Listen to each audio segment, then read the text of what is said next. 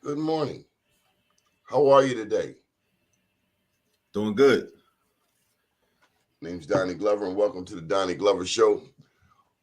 We're going to a very special city today. Going to Philadelphia. We have with us Akil Parker from All This Math. Good morning, Akil. How are you today? Good morning, brother. I'm good. I'm good. Looking forward to the You know, conversation. Akil, I'm sorry, go ahead. I said I'm just looking forward to the conversation. Well, I got something for you, Akil. I've been waiting for you. Okay. Akil, you're in a city where so much history is there. True. I got a book out called I Am Black Wall Street. And one of the stories in this book, this is about the history of what happened before Tulsa. Okay. And one of the things that happened before Tulsa, this is during the Civil War, is there was a man from Philadelphia named James Forten. Mm-hmm. Yeah, I'm familiar. He has such a powerful story. Mm-hmm. This is a black entrepreneur in the 1800s. And he wasn't average. He was spectacular. Mm-hmm. He was a patriot. He was in the politics of Politico. So much history right there. And so as a result, because we're big on the history of Black Wall Street, we started doing these awards, these Black Wall Street Awards. As a Okay. matter of fact, we have a ceremony tonight in DC. It's our 10th anniversary in DC, but we have never done the awards in Philadelphia. So you're looking to branch out? We've been in New York, Atlanta, New Orleans. We've been to Tulsa, Vegas, Birmingham. Mm-hmm. But we ain't been right up the street in Philadelphia. Yeah, you should come through. So you about math, that's a, I won't say a problem, but for the sake of math, that's a problem. Yes, I do need your help with the solution. Okay. So, Akil, you're big on math. So, very big. I just got a pop quiz for you. I just want to see if you're about the goods. How far does this math, your relationship with math go? Do you go all the way up to quantum physics, or are we talking about at least the principles of algebra? I'm not at quantum physics yet. I plan to be. But while I'm thinking about and teaching students about algebra and geometry and pre-algebra and fundamentals of math, I want them to start thinking about quantum physics and the connections. And I'm trying to really instill in them the confidence to think that one day they could be studying quantum physics, and also to get them to see like what's the relevancy of it, to their current everyday life, because what we're really trying to do at All This Math is we started out as a private math tutoring company, but I'm trying to do much more than that. And I realized that what I'm really trying to do is rebrand mathematics to the Black community, at least, because mathematics has been branded, it's marketed heavily to us, but I think overall it's been marketed as something that is not for us, right? Like, I gotta interject. Okay. I share this story from time to time. I have another book out called Unapologetically Black, and in that book, I don't tell a specific story, but it is in the same ballpark. I was going to Morehouse. Mm-hmm. This is in the 80s. $8,000 a year. That's like $40,000 a year now. Right. I was taking this physical science class at Clark. I took that physical science class in Morehouse. And this teacher at Clark was telling me that the Greeks. Mm-hmm. I'm 18 years old, straight off the streets of Baltimore, Kill. This cat, his white brother, tells me the Greeks developed the principles of science and mathematics. Mm. I'm saying to myself, Akil, I'm paying these people $8,000 a year for them to lie to me. I said I could get this in state school. I hear you. Well, that's what I call white supremacy mythology that permeates our society, which is, a large part of why I do the work that I do. Because, let me talk about something else. So there's this framework, this educational framework that I've been developing I call it Histematics. So where I combine history with mathematics. Hold up, let me write this down. Oh yeah. Sound like you making up some stuff, man.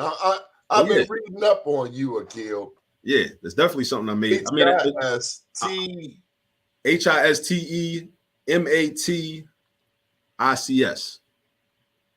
We're gonna put it up there big and bold. Now you need to get your copyright lawyer on top of this because Oh, they are. Yeah, I'm waiting on the trademark right now. Okay, I'm glad to hear that because I'm feeling a little more comfortable now. Yeah. I want nobody stealing your stuff before you even get it out the gun. Right. Okay. Exactly.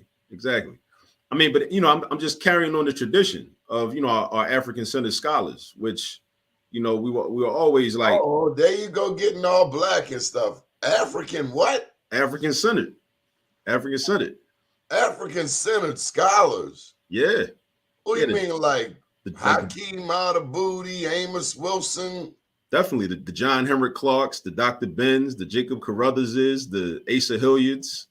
You mentioned Asa Hilliard. Now he went to Georgia State. I didn't know that. He got his PhD from Georgia State. Okay. Asa Hilliard. I know he was teaching down there. I know he was. They got a chair down here, I think, named after him down there. So you're in Atlanta? No. I'm in Philly. I'm in Philly, but I mean, I bounced around a little bit. Like I mentioned, I went to Morehouse College for my freshman year of college. So when you started telling that story, I took physical science at Morehouse as a freshman. I was there for one year, and then I transferred to Morgan, where I matriculated. I matriculated in Morgan State. Okay.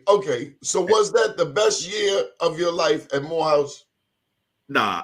Oh man, come on, man. Well, in all fairness, I couldn't really appreciate it because I was 17 and I was a little homesick, so I couldn't really appreciate that college experience. I couldn't stay the summer down there.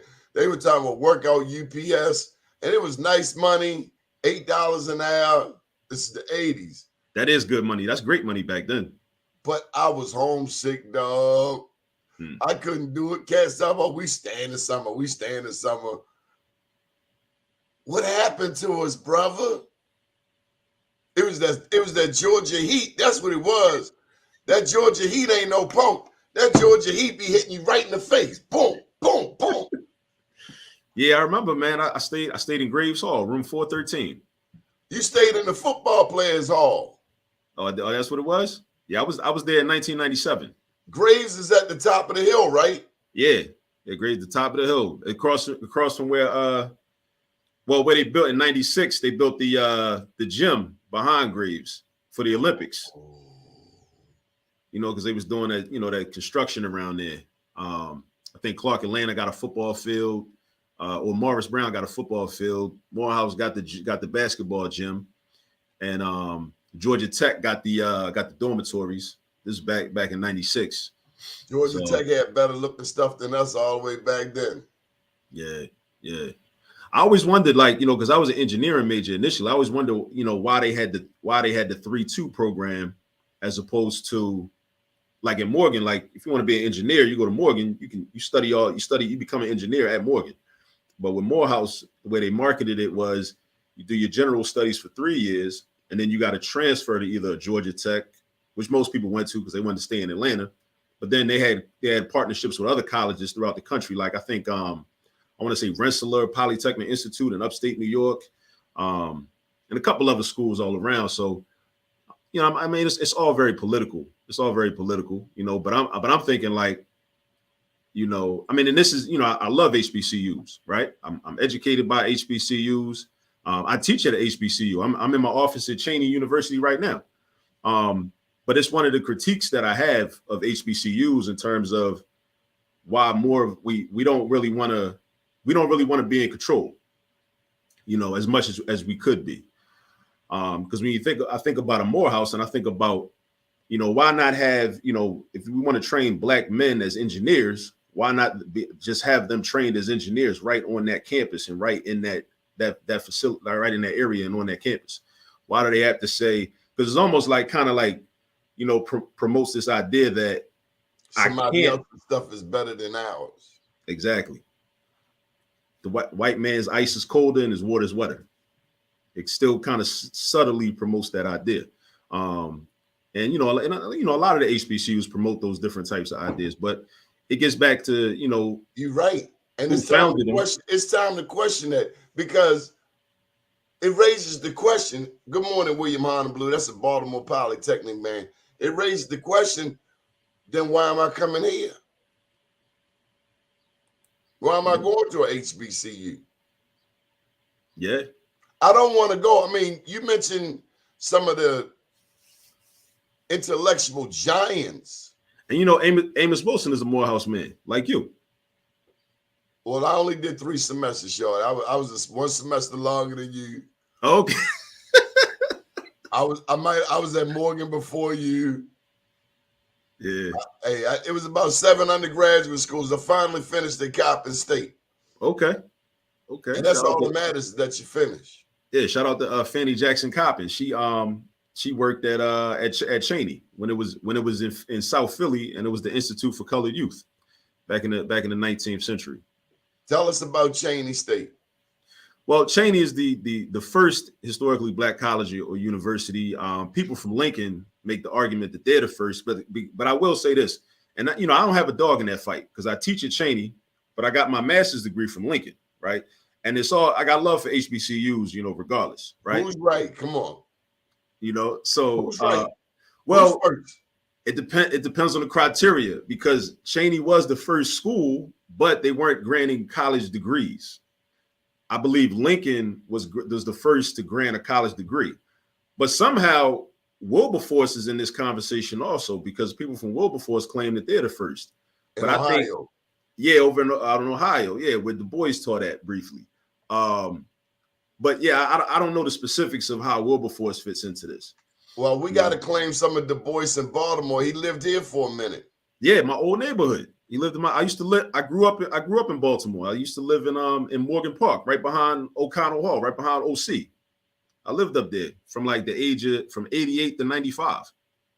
I lived in that neighborhood. For those who don't know, tell them what Morgan Park is. So Morgan Park is a neighborhood which is on the border of Morgan State's campus, and it originally, I want to say, it was developed originally for Morgan State professors in the early 20th century. I want to say it's kind of middle class neighborhood, nice houses, kind of like a nice place to raise children. My homeboy, my best friend Tim, his mom's house, rest in peace to his mom, she passed away, but their house is still in that neighborhood. He still owns that house. He's been telling me though, they're gentrifying the neighborhood, because when I was growing up there from 88 to 95, when Dr. Richardson still lived in the neighborhood too, that house right on Cold Spring Lane at the top of that hill right behind O'Connell Hall, we used to play basketball down there, play football in that big field on Cold Spring Lane. But yeah, it was an all black neighborhood. But he's telling me that the white folks they found out about it, so they coming in. So I gotta share this with you, Akil. Mm-hmm. Has he been here? Has he laid eyes on Morgan Park, or is he suppositioning? Suppositioning. What do you mean by that? Has he seen the neighborhood being gentrified? Oh no, he's seen it. He still owns the house, so he's there. I mean, he's seeing the changes in the demographics. When you say gentrify, mm-hmm. Are you suggesting that white people are moving in and buying up the property? Yes. But there's another part to it. Okay. What about the part where black people are dying? Mm-hmm. And also not holding on to the properties. Yeah. So I agree. There's a shared responsibility. I mean, I live in Sandtown. Okay. 99.99% black. Right. There's a Sandtown, white family Winchester, that right?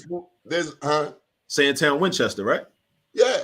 There's a white family that moved down the street here in Sandtown. Black women don't want to move to Sandtown. Black women want to move to Owens Mills. It's true. Now, an evolved black woman is going to come to Sandtown and buy 3-4 of these houses, flip them, do all that stuff. Yeah. It goes back to what you were saying about the ice and the water. Right. We'd rather buy a $200,000 prefabbed house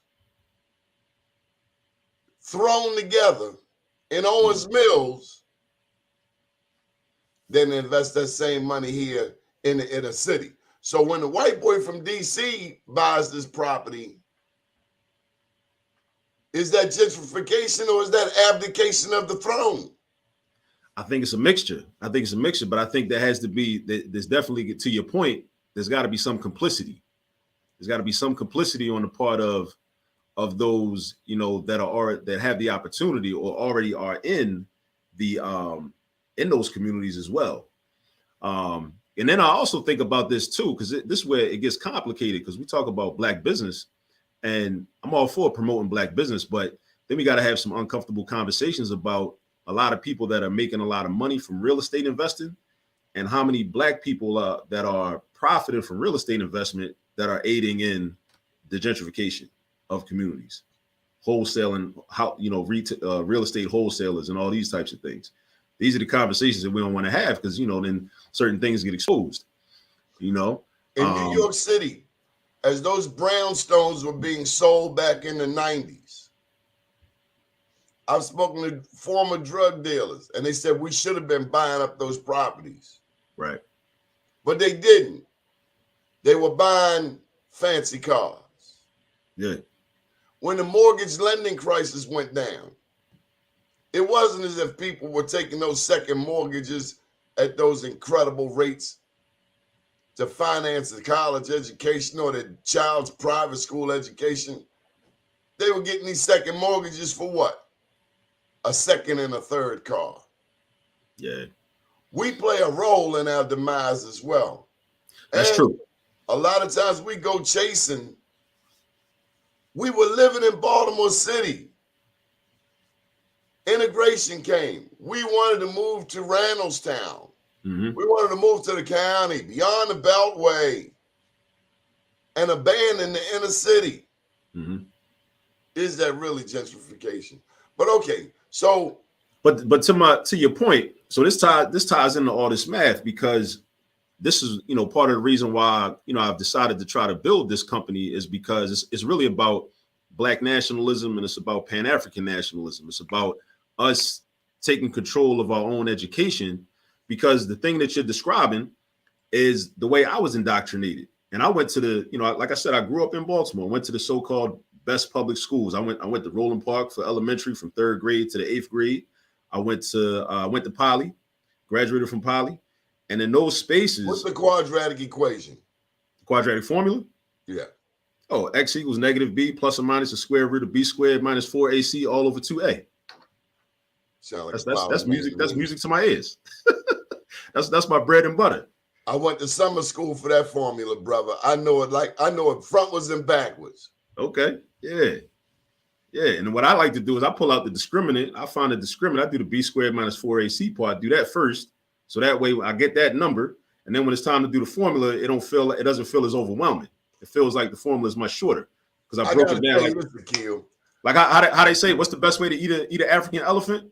One bite at a time. So you got to break the math down. Poly was real. I did 2 years over Poly. Poly did a number on us. Poly was assault. It was very traumatic, terroristic. I realized that Poly, for one, I wish they had given me algebra in the 6th grade, in the 5th grade. I wish I had been acclimated and exposed to it much sooner than the 8th grade at Lamel. Okay. Because at Lamel, we were doing math. We were doing top math. But Lamel had another component every day. You know what I'm saying? I heard stories. Every day. So we needed to get that math a little bit sooner. Yeah, and I'm definitely an advocate for that. Like I learned from studying the ancestor now, Bob Moses, and radical equations. And his position is that with the algebra project, and I'm shout out to the brothers and sisters down with the Baltimore algebra project, doing good work right now and right in Baltimore. But Bob Moses' idea coming out of SNCC in the 60s and bringing that that civil rights activism aspect to education was that every child should be ready to should be calculus ready by their freshman year in college, right? Whether they've taken calculus already in 12th grade or in high school, or if they haven't, but they're at least ready. They're ready for it. And what that's really going to entail is our young people getting exposed to algebra much earlier. Akil, what do you say to these people? Just yesterday, we learned of the governor of Maryland dropping requirements. You no longer need a college degree to work for the state of Maryland. What do you think when you hear people saying, and I find it to be ludicrous, they say not everyone is made for college.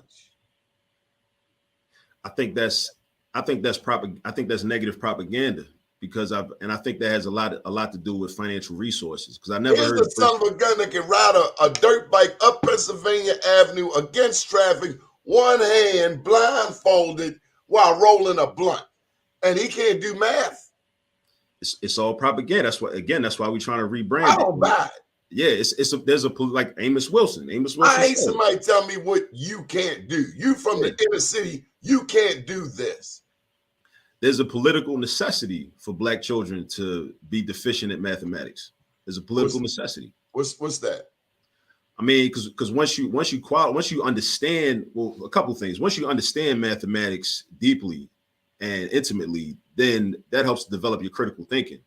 When your critical thinking is developed, because that's one aspect that a lot of people don't understand about mathematics, is really about developing critical thinking. Because the way you have to think through math problems, the way you have to read and interpret and study math problems and understand formulas, it really trains our brain to think in a critical way. And that skill is transferable. And then we can think critically in any situation, whether it's a crooked politician on television lying to us, we'll be able to recognize it. Whether it's your supervisor lying to you or trying to exploit you in some type of way. A lot of times we find ourselves in situations where, we're getting robbed and we don't even know it. And the person smiles in our face and we smile back because we think they're our best friend. But because we lack that critical thinking ability, we don't even know we're being taken advantage of. So that's the one thing about math. The other thing about math is math is the gatekeeper. Like Bob Moses also said in Radical Equations. He said that mathematics education is the civil rights issue of the 21st century. He said that. It's the civil rights issue. And so mathematics is the gatekeeper, because I think about the people people that go to college and how a lot of people, what the criteria is for them choosing a major in college. A lot of people are so traumatized by their mathematical experience and the way that they've bought into this idea that math is not for them and that math is too difficult for them to grasp and to understand, that they'll choose a major based on which major has the fewest math course requirements.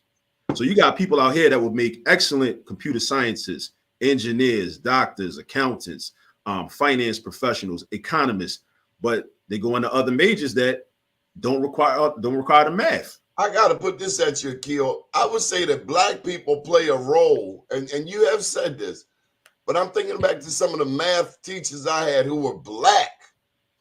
I'm telling you, they played a role in this miseducation too. Oh, yeah. Yeah.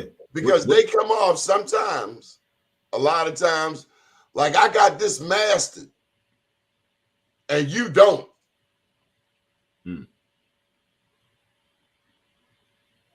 So the thing should be, if you got it mastered, like if I haven't mastered, I want to put people on.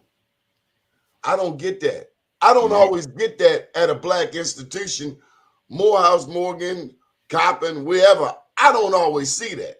I kind of wonder, like, are you hazing somebody? Yeah. Or are you actually trying to help this student be better? Because I have seen where we are the biggest impediment to our own progress. That's true. For some of the dumbest reasons. with all due respect, I never understood, for instance, why in the world an African is talking about being Greek. So, yeah, so that, that's I'm something African. that's something that's Why worthy the of hell discussion. am I studying the ones who stole, copied, borrowed what was developed over here in Egypt, in Ethiopia, in Sudan? Why am I calling myself Greek? Right. I look more African. So I understand that, and I've thought about this a lot, because I have a lot of friends and people that I respect that Me are too, but they members of black black-led and they calling organizations. themselves Greek, and I don't see nothing Greekish about them. I think what happens is I think it's very important to be a part of organizations, right? And I think You ain't that, got no comeback for that, Kill. well, what I say, I've softened my position on it. I would just hope that, and then I start to look at people throughout our history that were Greek, and I say, okay, well, They were confused too. I think they were doing the best they can with the resources that were available. Okay, well, it's 2022. Then why is a black man calling himself Greek? Because when I read these Greek stories, yeah, and then I look at the original in Egypt on the walls of Karnak, yeah. when I see them beautiful, when I see all of that melanin, and So then I watch these movies, man, and you got Charlton Heston playing Moses, and it's like too much. Stop. Just I understand it. I totally understand the position, but I think it's similar to with when we critique the drug dealer, we have to give the drug dealer an alternative. So I think what has to happen is some people are gonna have to create some alternative organizations, because it is a positive thing for black people to come together and try to embody the principles that are the root of those organizations. But I agree with you. I think we should perhaps take that camaraderie and take that organizational structure and place it in a more African context. I can agree with that. And then I like to see these Greek. I like to see these so-called Greek cats right here in the hood. My favorite has always been the Omegas, because they the first ones I saw in my neighborhood, in Mondawmin Mall. That's important, like being there with the people. So I don't care where they are. And over here at the Avenue Market, the AKAs and the Deltas too come. And don't get me wrong, I love my AKAs. I love my Deltas. I love my Sigmas, Mercedes. I want to see it all.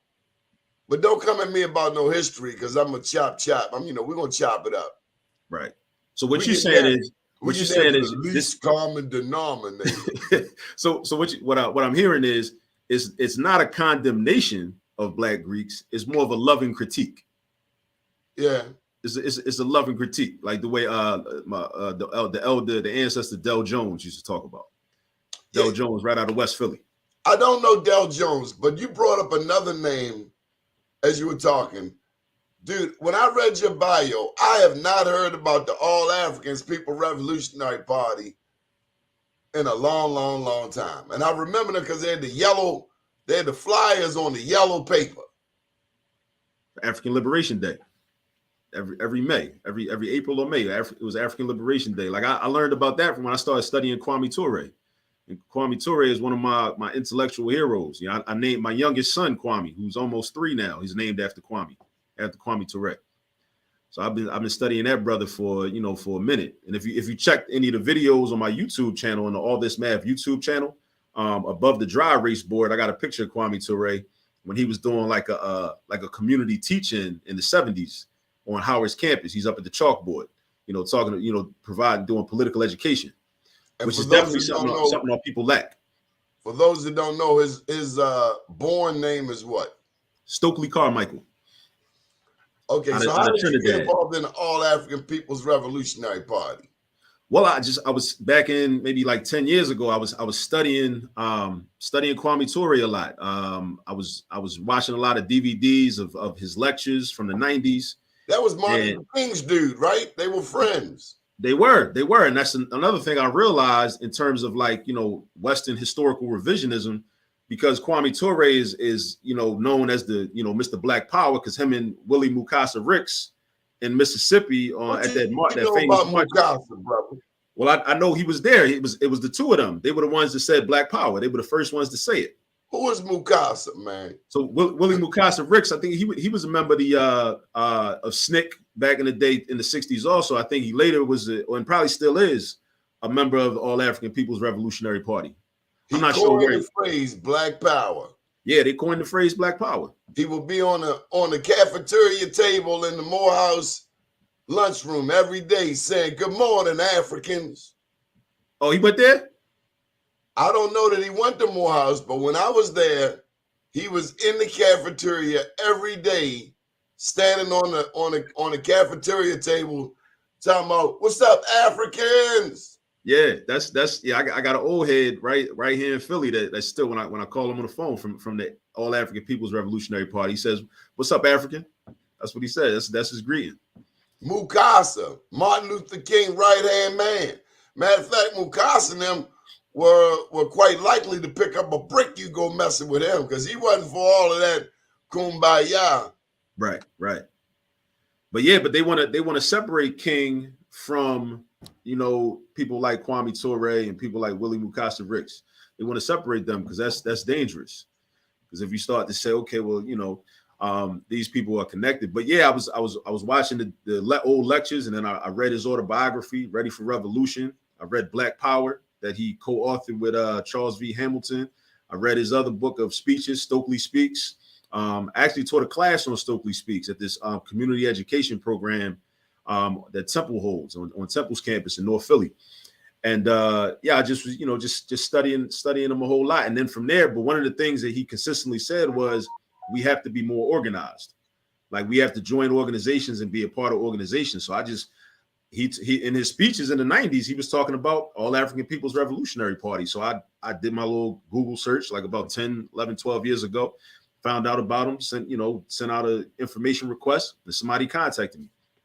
And I joined the party like years back. I'm not actively involved today, but yeah, it was great. You shouting out their name, brother. You warm many souls across America and our ancestors as well. Yeah, and I mean it's my affiliation with these types of political organizations and these types of historical organizations that really allowed me to see the real value of mathematics. Because before that, like, I'll give you an example. Like, I was a high school math teacher for 16 years. So within and when you start out, you know, you're more of a company man. You know, you just come in, you know, you teach your lessons, you know, go over the problems on the board. But it's when I was involved with ASCAC, another organization that I'm still involved with, the Association for the Study of Classical African Civilizations. I studied about Sheikh Anta Diop. And I realized when I thought Diop was just a historian. And then I learned he was a linguist. DIOP? Yeah. Sheikh Anta Diop, he was one of the greatest scientists. Mm-hmm. From Senegal. Even going down to DNA, of course, deoxyribonucleic acid, but looking at the genetics, scientifically looking at our interconnection, going back to the Son Bushman, the oldest DNA on Earth. Yeah. In 74, he at UNESCO, him and Theophile Obenga, they had proved to the world that, you know, the first humans came out of the continent of Africa. I almost met him at Morehouse. There was the Nile Valley Conference back then, and Asa Hilliard was a part of it. Sheikh Anta Diop, also Ivan Van Sertima. Okay, they came before Columbus. Yeah, but these matter of fact, it was either Maynard Jackson or Andrew Young. One of them. They declared there's a Sheikh Anta Diop Day in Atlanta. I think it's in April. I got a reference about it, but there's an actual Diop Day in Atlanta. And I think it was Maynard Jackson that declared that, and that might have been around the same time, because I know, you know, Diop spent some time in Atlanta. But it was when I found out that Job was a mathematician. So I'm studying all this history, and I'm doing my reading, and I'm part of this ASCAC study group that used to meet in North Philly at the UNIA building on Cecil B. Moore Avenue. We used to meet there, and I'm learning about Job and all these other people. And I say, wait a minute, You throw Cecil B. Moore's name out there. I know we talking about math and science, but tell him who Cecil B. Moore was with the big cigar. Oh yeah, Cecil B. Moore was a brother from West Virginia that ended up moving to Philly. He came to Philly to go to Temple Law School, and while he was doing that, he became an activist, but he was an attorney after but he was a civil rights attorney. He was a gangster.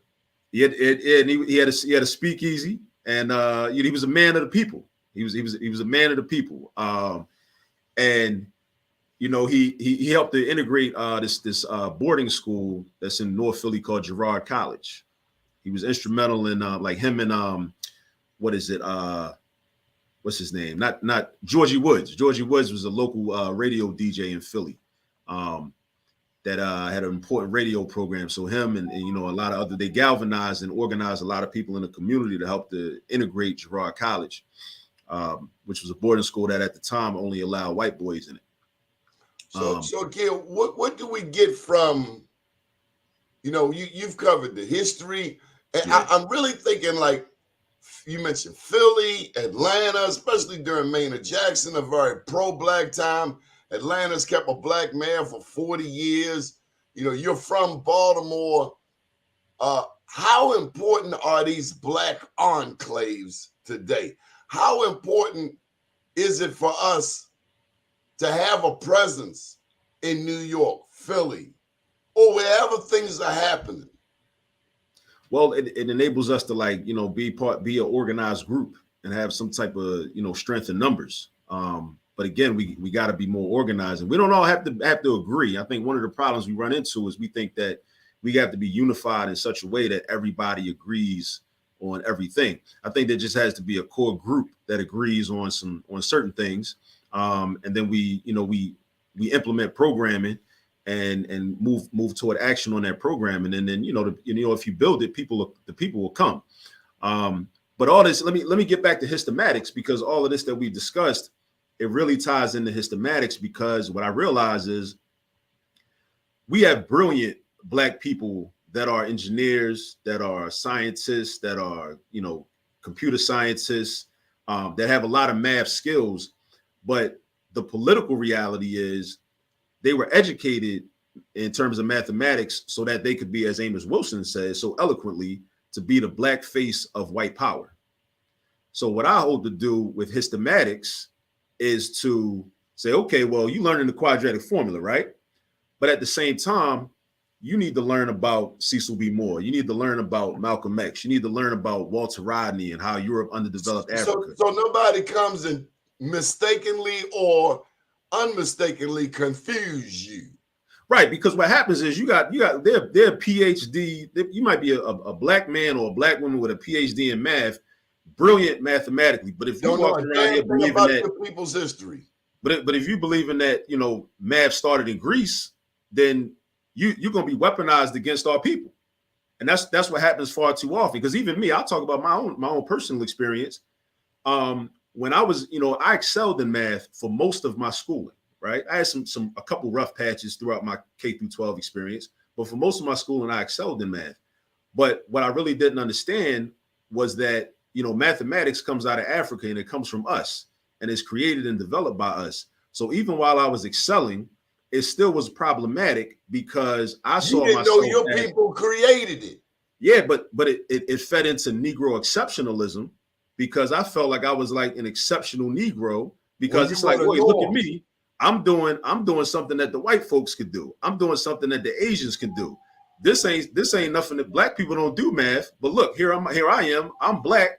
I'm this magical Negro that can do math. And so look at me, I'm special. And I know that I'm not the only person that had that experience. So while we want to combine history, and not just history, but political science, cultural awareness, cultural studies, so our young people don't have to suffer through that and kind of unlearn that. Because I had to unlearn that. But if you get like what did Frederick Douglass say, better to build strong children than to fix broken men. So I had to fix myself. But what if I had just been built? And my parents did a good job, with laying certain foundations. But you'd be one of these Negroes. Yeah, there was still certain here. ideas. There was still certain ideas that I internalized while I was out of my parents' house. Then while I you was at these Roland Park Negroes, 5 days a week. You'd be one of these Negroes out here assassinating your own people and don't even know it. Right. So you poisoning your own well and don't even know it. Yeah.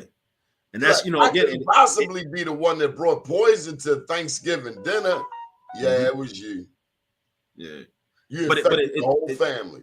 We were talking about Kwame Ture. So that, this whole idea also ties into another Kwame Ture quote where he was at the Free Huey rally in 1966. Well, no, I think it was 68 when they tried to say that, the Oakland PD tried to assassinate Huey P. Newton.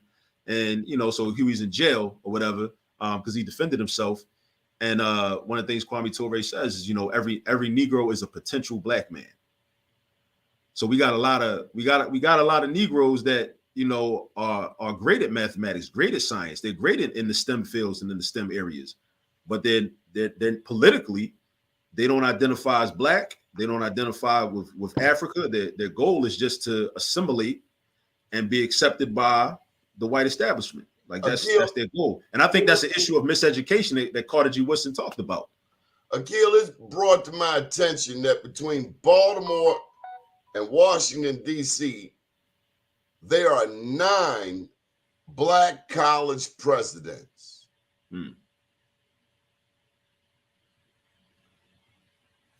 If you could speak to all 9 of those black college presidents in a room, or hell, even on a Zoom, what would you tell those 9 black college presidents between Baltimore and D.C.? Well, I think first I would ask them some questions. I want to know what their goal, what is your goal for the black students on your campus overall? And also what is your goal for, in terms of the black communities that your campus is probably located within? What is your relationship with the black community? Like, whether it's a Howard, being right in DC and around near the hood, whether it's Morgan State, being in a black community. Like what is your goal? What's your relationship? I kind of already have some assumptions, but I would like to hear from them. And I think that my goal would not be necessarily like, because they know who butters their bread and we know who butters their bread. So my goal would not be necessarily to change anything that they're doing, but to figure out a way to kind of work around them.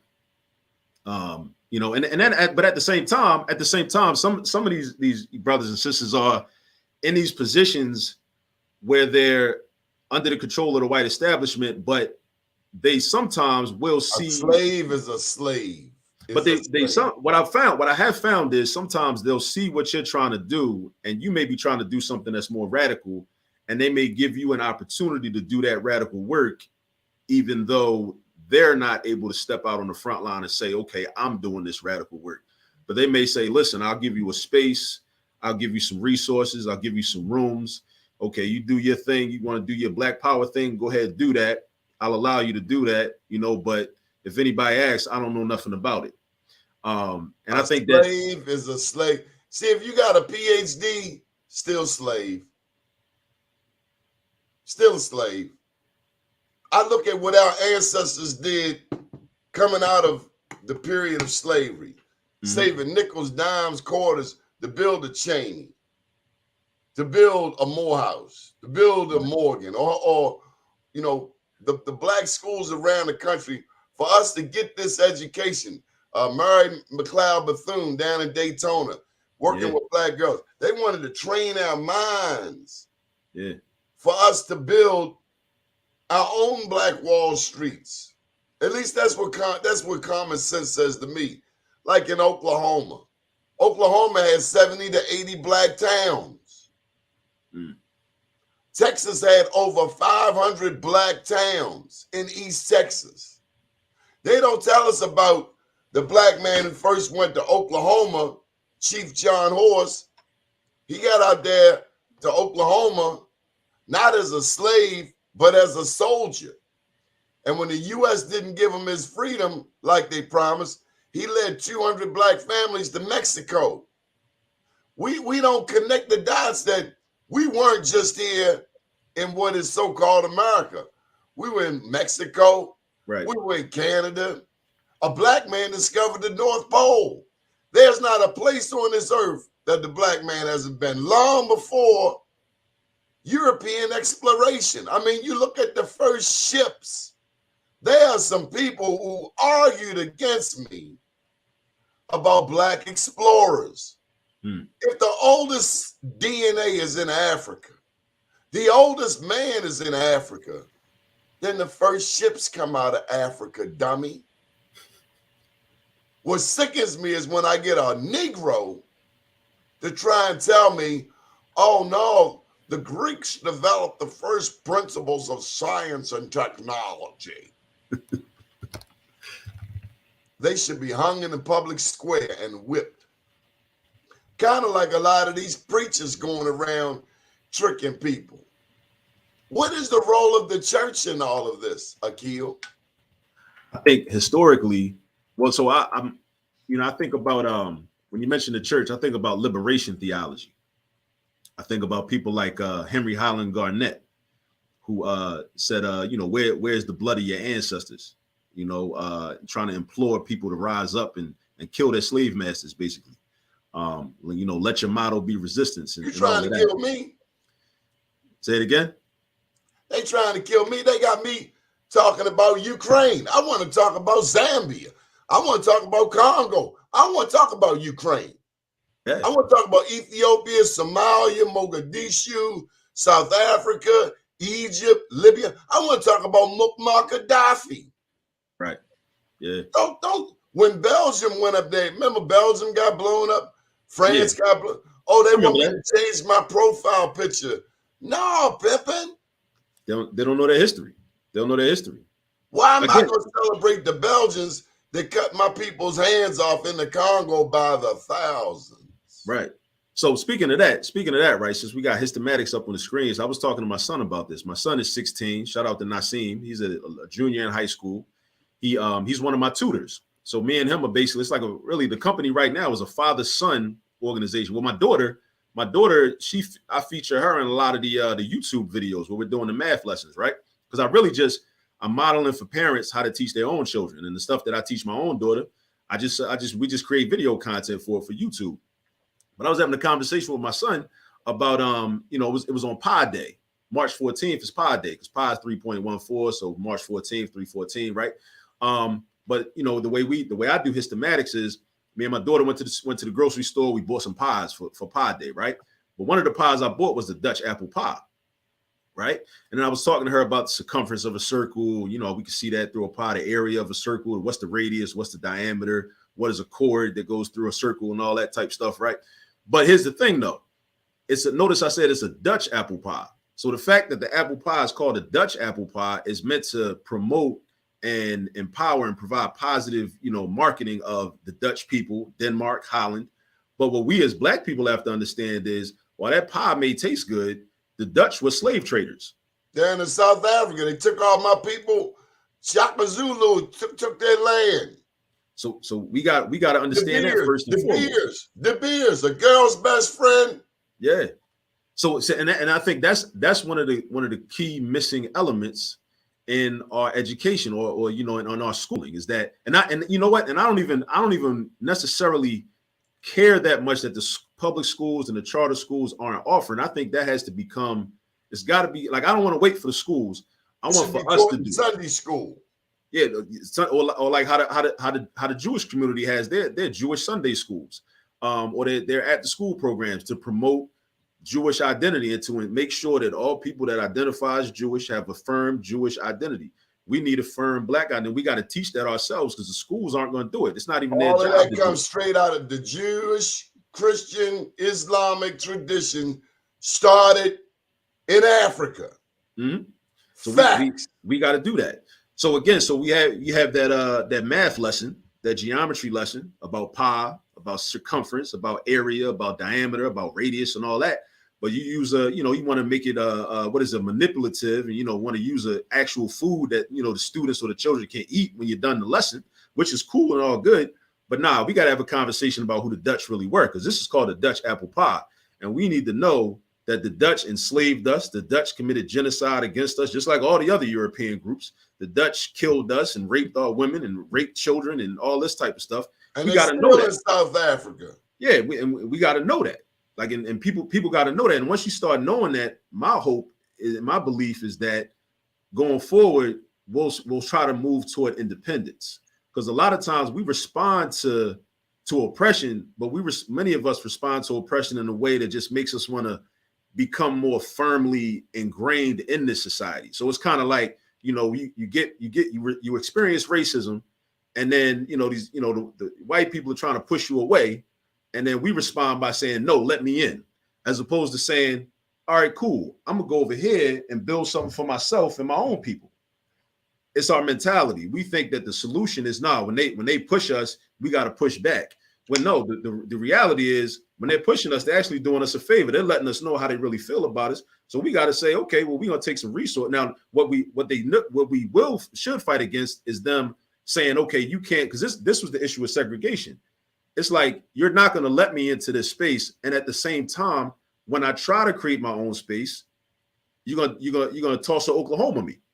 You're gonna agree with me. You're gonna try to destroy what I got, or you're gonna try to limit my ability to have these resources. Like I think about how the conservatives are basically full of it. They talk about pull yourself up by your bootstraps and all that, but in reality, that's not even what they really mean that, because they've never done that. And because the thing is my thing with that.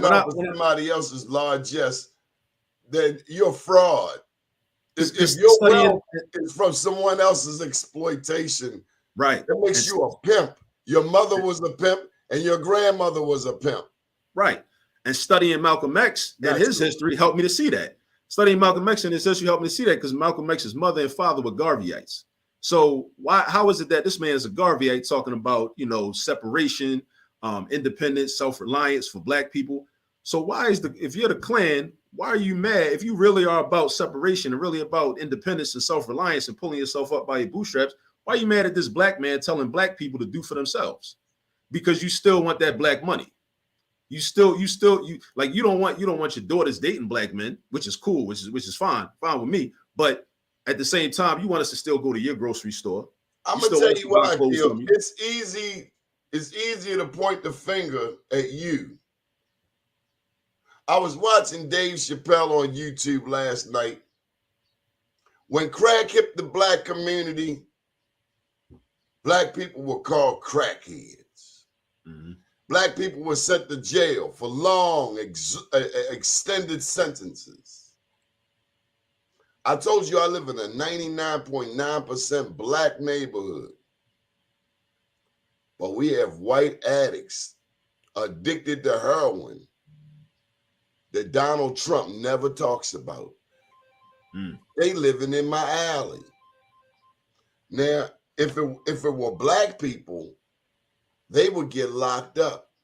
Right. But because it's white addicts, it's a kinder, gentler. What Nancy Reagan said, just say no. Right. Now you got white addicts jumping out of trash cans, jumping out of vacants. But when it was Black people, we were called crackheads, dope fiends, all of those negative stereotypes. Oh, now it's an opioid epidemic. Right. Karma is real. How you treat people, how we treat Mother Earth. I'd love to hear your thoughts. We only got 5 minutes, but on Elon Musk. Oh, Musk? All right. So again, something else that gets left out of the conversation when people talk about Elon Musk. They talk about his supposed brilliance and electric cars and space travel and everything. But I think one thing that we can't leave out of the conversation is his roots in apartheid South Africa. Like his parents were his parents, and this again. So again, speaking of Histematics, in Histomatics, we have the conversation with Black children and Black people about the idea that, okay, we can study this man, we can study electric cars, we can study the technology and the company that's being developed in the company that he runs, right?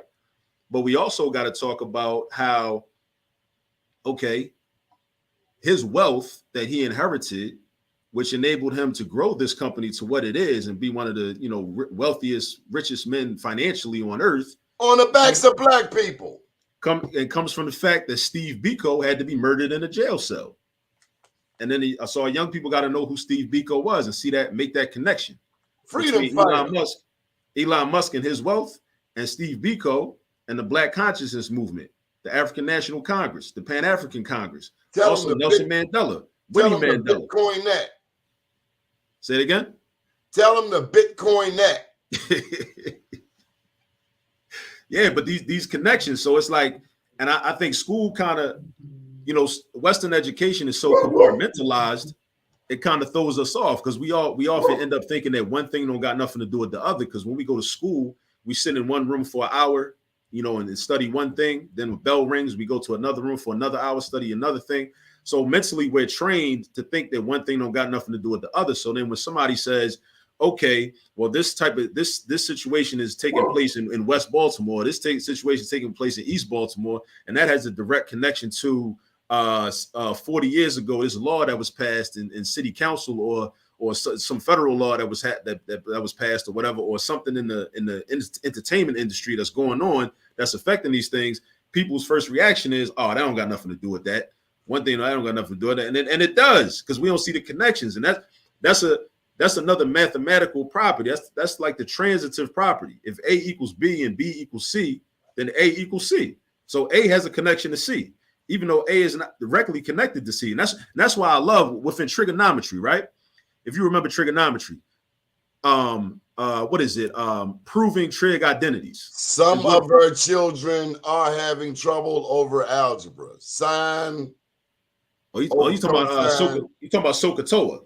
SOHCAHTOA, yeah. SOHCAHTOA, yeah. Sine equals opposite over hypotenuse. Cosine is opposite over adjacent. Tangent is opposite over adjacent. Yeah. So, but within trigonometry, proving trig identities, here you go. You got one expression in trigonometry that is saying this is equal to this. These two things look nothing alike, but from knowing what they're equal to with these component parts, right?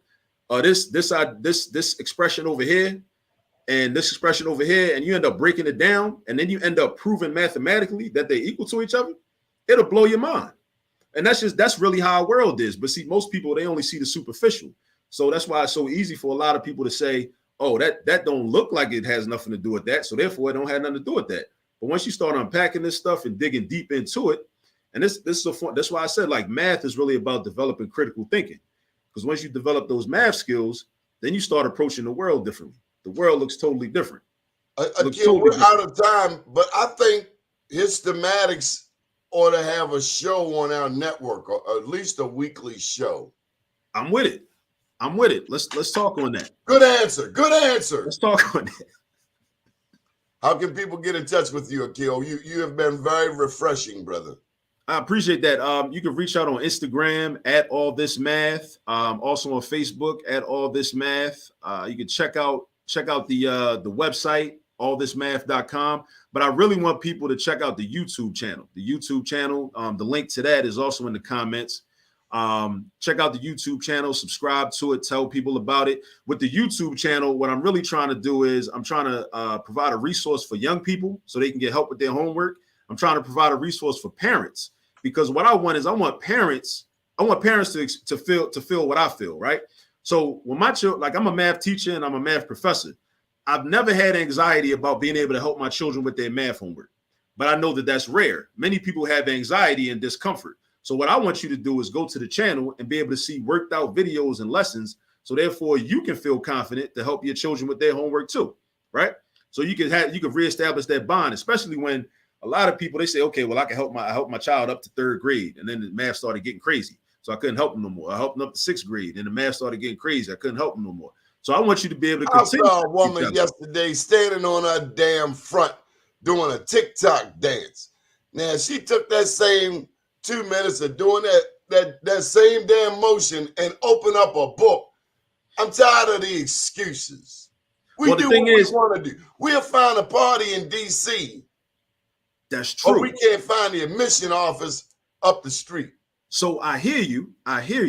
But this is my approach to that. I think that people do whatever is marketed to them the heaviest, which is why. So again, this is why I'm trying to market math. Followers. We are I'm trying to market math to our people. So our we people a generation of followers, Akil. You tell me we don't have one leadership bone in our body. We got $500 belts and dumb as a doorknob. Well, I think well, so here's the thing, because the people at Louis Vuitton, the people at Gucci and all that, they don't even like us. They're master marketers, so they market it real heavy to us. So then it's the job Are of they people really like myself. that good, or are we really that dumb? I was in Ethiopia, Akil. I saw the goats, the same goats. You talked about Ethiopia, only country in Africa never colonized, occupied 2 years by Mussolini. I saw the goats where the leather comes from for Coach bags. The goat couldn't be no more than $12, but they'll sell that bag for $1,200. And we'll buy it and ain't got $5 to put in that bag that only really costs $12 at best. Well, it's a lot of psychological issues, like long drawn on psychological issues. But I'm saying, like, I'm not disagreeing with that part. But what I'm saying is, like, people like myself, we gotta do a better job of competing with that marketing. So there's a lot of heavy marketing going on. I think we might have to kidnap some of these preachers and professors and take them on a hiatus out in the woods, kind of like a rites of passage program. Strip them of all of their worldly possessions and throw some holy water on them. Like a drop squad, like that movie from back in the day, Drop Squad. Yeah. Townsend, he made a movie kind of like that. We got a deprogram them, Media Man and all that. We gotta deprogram people, man. Media Man, filmed in Baltimore, right? Filmed in West Baltimore, right? Yeah, over in Reservoir Hill. Akil, it's been refreshing speaking with you, man. We will reconnect. We got to bring you on the show. This lady, Miss Gatewood? Oh yeah, I know that sister. We actually went to elementary school together. I know her from way back. She's good people. Good stuff. Well, we appreciate you. We got your information up here, allthismath.com, YouTube. See all this. She says people buy in when they see the results of transformative change. It might be too late. I don't know. I'm optimistic. I'm cautiously optimistic. Like I'm all for peace. I'm all for the Bible. But we still got the young people though. But the I'm young people are still African young. Spear nearby. That's a spear used to kill lions over there in Tanzania. I'm gonna stay strapped, bro. I hear you. But listen, like the people are not gonna. The people will not stop having sex. So therefore, we're gonna keep having babies. And as long as we keep having babies, there's reason for optimism because we got future generations that we can train up differently. Sounds good. Good deal. But great talking with you, though, brother. The pleasure's mine. We're just getting started. My name's Donnie Glover. Stay tuned to Black USA. Brother William Honolulu is on right now with the morning show. Good morning, world. Peace.